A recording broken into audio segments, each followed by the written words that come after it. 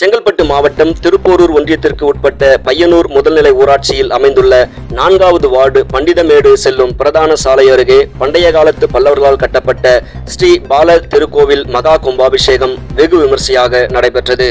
தற்பொழுது கும்பாபிஷேகம் நடத்த ஊர் பொதுமக்கள் ஒன்று கூடி முடிவு செய்து பாலாலயம் செய்து 6 மாதங்களாக திருக்கோவில் புனரமைக்கப்பட்டு அனைத்து வேலைகளும் முடிவடைந்த நிலையில் 20/4/2024 காலை 6 மணி அளவில் கர்த்தா சங்கல்பம், கணபதி பூஜை, வாஸ்து சாந்தி, பிரவேச பலி, ஸ்ரீ பால விநாயகர் பூஜை, மகாலட்சுமி பூஜை, நவக்கிரக பூஜை, நட்சத்திர பூஜை உள்ளிட்ட பூஜைகள் நடைபெற்றன. அதனைத் தொடர்ந்து முதல் கால பூஜையும் பூர்ணஹீதியும் 21/4/2024 காலை 6 மணியிலிருந்து கர்த்தா சங்கல்பம், ஸ்ரீ பால விநாயகர் பூஜை, நவக்கிரக பூஜை, நட்சத்திர பூஜைகள் நடைபெற்று 2ஆம் கால பூஜை துவங்கி பூர்ணா ஹீதியுடன் நிறைவுற்றது.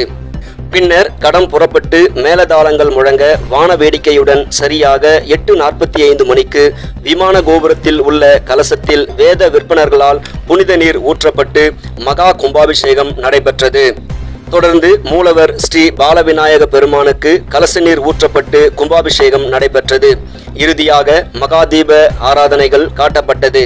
பக்தர்கள் மகா கும்பாபிஷேகத்தை கண்டுகளித்து மூலவரிடம் வரிசையில் நின்று அர்ச்சனை செய்து வழிபட்டனர். சுமார் 500க்கும் மேற்பட்டவர்களுக்கு அன்னதானம் வழங்கப்பட்டது.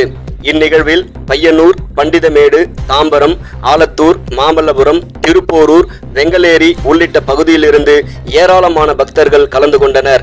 இவ்விழாவின் அனைத்து ஏற்பாடுகளும் பையனூர் கிராம பொதுமக்கள் ஏற்பாடு செய்திருந்தனர்.